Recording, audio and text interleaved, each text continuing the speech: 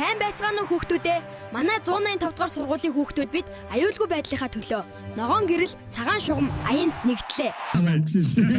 Хүүхдүүдээ зам гарахдаа зөвхөн гарцаар ногоон гэрэл ассны дараа гарч байгаарай. Үргэлж явган хүний замаар тайван алхаж аюулгүй байдлаа хангаж байгаарай найзуудаа. Автомашинаар зорчихдоо үргэлж суудлын бүсээ бүслэж байгаарай.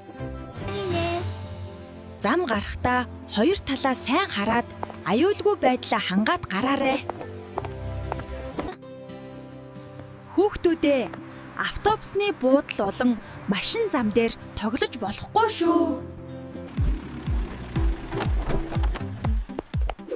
Замаар гарахдаа чихвч зүүх нь аюултай байж болно. Машинаар явж байхдаа цонхоор гараа гаргаж болохгүй шүү. Ойлголоо. Аава. Хүүхдүүдээ замын хөдөлгөөнд болгоомжтой оролцож, эрүүл мэнд аим насаа хамгаалаарай.